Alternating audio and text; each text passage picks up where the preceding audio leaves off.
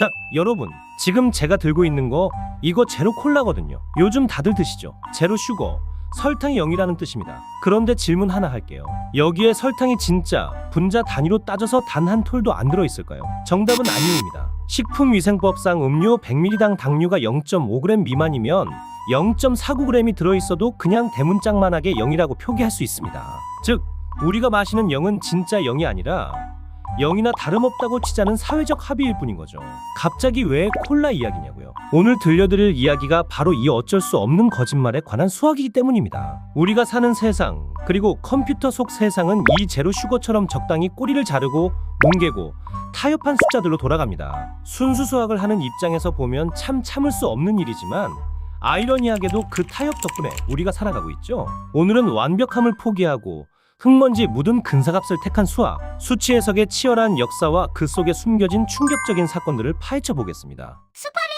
챕터 1. 신의 언어, 인간의 사투. 먼저 순수 수학과 오늘 다룰 수치 해석의 관계부터 짚고 넘어가야겠습니다. 이 둘은 같은 수학이지만 바라보는 세상이 완전히 다릅니다. 아주 거칠게 비유하자면 순수 수학은 신의 관점이고 수치 해석은 인간의 관점입니다. 순수 수학자들은 완벽을 추구합니다. 우리는 방정식의 해가 존재하는지 또는 유일한지에 목숨을 걸죠. 예를 들어 이 미분방 정식의 해는 2의 x제곱 플러스 파이꼴로 아름답게 떨어진다. 이걸 증명하면 우리는 희열을 느낍니다. 하지만 공학자나 물리학자가 와서 따집니다. 아니, 그건 알겠고 당장 내일 로켓을 쏴야 하는데 연료를 몇 리터 넣으란 소리야? 이가 얼만데 파이가 정확히 몇 리터냐고? 순수 수학자는 당황하죠. 파이는 파이지 무슨 끝나지 않는 무한소수인데 그걸 어떻게 숫자로 딱 잘라 말해? 이때 등판하는 해결사가 바로 수치 해석입니다. 수치 해석은 이렇게 말해요. 야, 신의 언어는 집어치우고 내가 컴퓨터로 100만 번 두들겨 보니까 대충 45.33m 넣으면 오차가 0.00001% 이내야. 그냥 넣고 쏴. 안 터져. 순수 수학이 절대적 진리를 추구한다면 수치 해석은 허용 가능한 오차 범위 내의 근사값을 추구합니다. 완벽하지 않아도 돼. 쓸모 있으면 돼. 이게 바로 수치 해석의 정신이죠. 해석적 해가 아닌 수치적 해를 구하는 수치 해석에 대한 깊은 이야기는 다음 시간에 자세히 하도록 해요. 챕터 2. 계산 노예들의 몸부림. 많은 분들이 수치 해석이 슈퍼컴퓨터가 나오고 나서야 생긴 최신 학문이라고 생각하시는데 천만에요. 수치 해석의 역사는 인류가 계산하기 싫어서 몸부림친 역사 그 자체입니다. 기원전 1800년 바빌로니아 사람들의 점토판을 보면 소름 돋는 게 있습니다. 그들은 이미 루트 2의 값을 소수점 6자리까지 정확하게 알고 있었어요. 피타고라스가 태어나기도 훨씬 전인데 말이죠. 공식도 없던 시절에 어떻게 했을까요? 바로 반복법입니다. 대충 1.4라고 쳐보자. 제곱하니까 이보다 작네? 그럼 1.41로 키워볼까? 얼어 넘치네? 그럼 다시 줄이자. 이 짓을 수 없이 반복해서 근사값을 찾아낸 겁니다. 이게 바로 인류 최초의 수치 해석 알고리즘이죠. 고대 그리스의 아르키메데스 형님도 마찬가지입니다. 원의 둘레를 구하고 싶은데 공식이 없으니까 원 안팎의 다각형을 그리기 시작합니다. 육각형, 12각형, 24각형 이렇게 96각형까지 그려서 원주율 파이를 3.1408과 3.1429 사이로 가둬버리죠. 무한한 원을 유한한 다각형으로 잘게 쪼개서 근사한 겁니다. 순수 수학적으로는 좀 무식해 보일지 몰라도 공학적으로는 정말 천재적인 발상이었죠. 챕터 3. 로그의 발명과 인간 컴퓨터. 시간을 건너뛰어 17세기 대항해 시대와 천문학의 시대로 가보죠. 이때부터는 스케일이 달라집니다. 행성의 궤도를 계산하고 대포의 탄도를 예측해야 하는데 숫자가 너무 큽니다. 곱셈 한 번 하려면 종이 한 장이 다 달아요. 이때 존 네이피어라는 구세주가 등장해서 로그라는 희대의 발명품을 내놓습니다. 복잡하고 끔찍한 곱셈을 단순한 덧셈으로 바꿔주는 마법의 도구죠. 당시 천문학자 라플라스는 로그의 발명은 천문학자의 수명을 2배로 늘려주었다라고 극찬했습니다. 말 그대로 계산하다 늙어 죽을 뻔한 걸 살려줬다는 뜻입니다. 재밌는 사실 하나 알려드릴까요? 여러분, 컴퓨터라는 단어가 원래 기계가 아니라 직업 이름이었던 거 아세요? 영화 히든 피겨스 보셨나요? 20세기 중반까지만 해도 방 한 칸에 수학 잘하는 수십 명의 사람들이 모여서 하루 종일 로그표를 뒤적이며 미분방 정식을 숫자로 풀고 있었습니다. 그 사람들을 컴퓨터라고 불렀죠. 우리가 아는 오일러, 가우스, 뉴턴, 이 천재들이 만든 수치 해석 공식들은 원래 기계가 아니라 이 인간 컴퓨터들을 갈아 넣기 위해 만든 거였습니다. 챕터 3. 천재들의 시대. 손으로 풀 수 없다면 근사해라. 18세기와 19세기에는 뉴턴, 오일러, 가우스 같은 수학계의 어벤져스가 등장합니다. 우리는 이분들을 미적분 만든 사람, 공식 만든 사람으로만 알지만 사실 이들은 최고의 수치 해석가들이기도 했습니다. 생각해보세요. 미분방 정식을 세웠는데 도저히 손으로 딱 떨어지게 풀리지 않는 문제들이 세상엔 훨씬 많거든요. 이때 오일러는 오일러 방법이라는 걸 만듭니다. 복잡한 곡선을 아주 잘게 쪼개서 직선으로 생각하고 한 발짝씩 계산해 나가자 라는 아이디어죠. 지금 기상청 슈퍼컴퓨터가 날씨 예측할 때 쓰는 기본 원리가 바로 이겁니다. 그리고 가우스. 이 사람은 걸어 다니는 슈퍼컴퓨터였습니다. 천체 관측 데이터에는 항상 오차가 있기 마련인데 가우스는 최소 자승법 또는 최소 제곱법이라는 걸 고안해냅니다. 점들이 중구난 방으로 찍혀 있어도 그 경향성을 가장 잘 나타내는 선을 찾는 방법이죠. 지금 엑셀에서 추세선 그릴 때 그리고 인공지능이 데이터를 학습할 때 쓰는 그 방법이 200년 전 가우스의 머리에서 나온 겁니다. 챕터 4.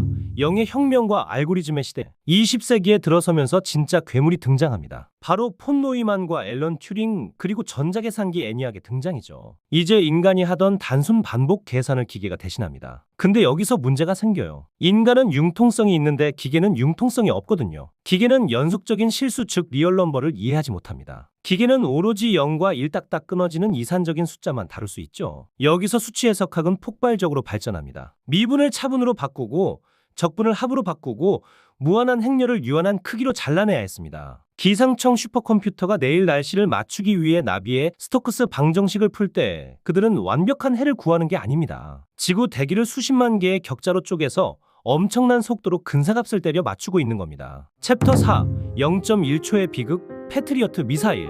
그렇지만 여기서부터 이야기가 좀 살벌해져요. 인간은 대충 3분의 1은 0.333이고 하고 융통성 있게 넘어가지만 기계는 그게 안 되거든요. 가장 대표적인 비극이 바로 1991년 걸프전 때 발생한 패트리어트 미사일 요격 실패 사건입니다.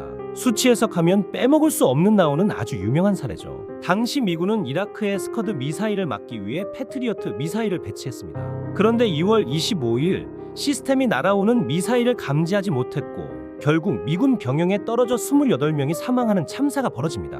원인이 뭐였을까요? 해킹? 기계 고장? 아니요. 바로 소수점 절삭 오차 때문이었습니다. 패트리어트 시스템의 내부 시계는 시간을 0.1초 단위로 셉니다. 그런데 문제는 우리가 쓰는 식진수 0.12 컴퓨터가 쓰는 이진법으로 바꾸면 0.0001100110처럼 무한히 반복되는 순환소수라는 겁니다. 딱 떨어지지가 않아요. 24비트 컴퓨터는 메모리가 꽉 차니까 이 무한소수를 어느 순간 가위로 싹둑 잘라서 저장했습니다. 아주 미세한 오차였죠. 하지만 시스템을 100시간 동안 켜놓자 이 티끌 같은 오차가 쌓이고 쌓여서 약 0.34초의 시간 차이를 만들었습니다. 겨우 0.34초 라고 하실 수 있겠지만 마하 5의 속도로 날아오는 미사일에게 0.34초는 무려 600m 이상을 이동하는 시간입니다.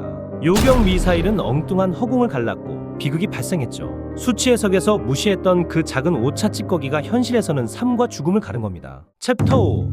증발해버린 돈과 깨진 세상. 비단 군사 문제뿐만이 아닙니다. 돈 문제로 가면 더 골치 아파져요. 1982년 캐나다의 밴쿠버 증권거래소 사건을 볼까요? 당시 그들은 새로운 주식 지수를 만들었는데 프로그래머가 실수를 하나 합니다. 소수점 계산을 할 때 반올림을 해야 하는데 그냥 소수점 셋째 자리 이하를 버림하도록 코딩한 겁니다. 예를 들어 지수가 500.999라면 501.000이 되어야 맞는데 뒤를 그냥 잘라버려서 500.990으로 만들어버린 거죠. 하루에 수만 번의 거래가 일어날 때마다 지수가 아주 조금씩 갉아먹혔습니다. 2년 뒤 어떻게 됐을까요? 멀쩡했던 지수가 거의 반토막이 나버렸습니다. 주식시장은 호황이었는데 지수는 폭락하는 말도 안 되는 금융 대참사가 벌어진 거죠. 이처럼 수치 해석의 세계, 즉 컴퓨터의 세계는 완벽하지 않습니다. 오프닝에서 말씀드린 제로 슈거처럼 끊임없이 자르고 뭉개며 그럴듯한 값을 만들어내고 있을 뿐이죠. 끝까지 예를 계속해서 보시죠. 현대 수치 해석의 가장 경이로운 장면을 꼽으라면 저는 스페이스X의 로켓 재착륙을 꼽겠습니다. 50m짜리 빌딩만한 로켓이 우주에 갔다가 다시 뒤로 내려와서 정확히 표적 위에 섭니다. 빗자루를 손바닥 위에 세우고 중심 잡는 것보다 수천 배 어렵습니다. 이때 로켓의 컴퓨터는 실시간 제어를 합니다. 바람이 불어서 로켓이 1도 기울어지면 엔진을 어느 방향으로 얼마나 뿜어야 할지 순식간에 미분방 정식을 풀어내야 합니다. 이건 미리 계산해 놓을 수도 없습니다. 현장 상황이 매번 다르니까요. 0.001초 안에 수치 해석적 해를 구하지 못하면 로켓은 폭발합니다. 일론 머스크가 화성에 가겠다고 큰 소리 칠 수 있는 건 그 뒤에 미친 속도로 미분방 정식을 풀어 제끼는 수치 해석 알고리즘이 버티고 있기 때문입니다. 이제 눈을 들어 우주로 가볼까요? 영화 마션 보셨나요? 지구에서 화성으로 로켓을 쏘는 건 달리는 기차에서 저 멀리 날아가는 새를 향해 돌을 던져 맞추는 것보다 어렵습니다.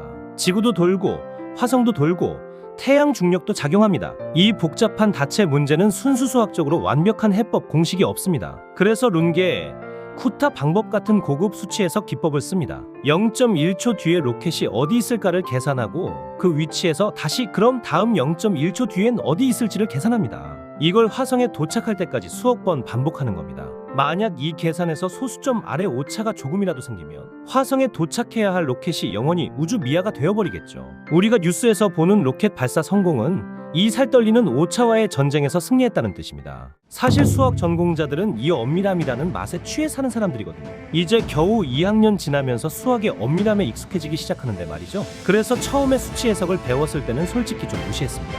답을 3이라고 안 하고 2.9999라고 적어내니까요. 속으로 생각했죠. 에이, 이건 수학 아니지.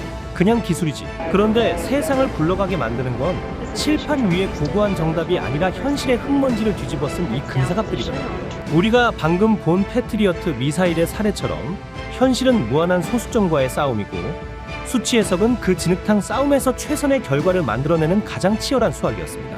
가장 수학답지 않다고 생각했던 분야가 사실은 가장 현실적인 문제를 해결하는 최전선에 있었던 셈이죠. 저처럼 엄밀함만 쫓던 분들도 오늘만큼은 이 지저분하지만 유능한 수치 해석의 매력을 느끼셨길 바랍니다. 오늘 이야기가 흥미로우셨다면 구독과 좋아요 부탁드립니다. 지금까지 수파민이었습니다.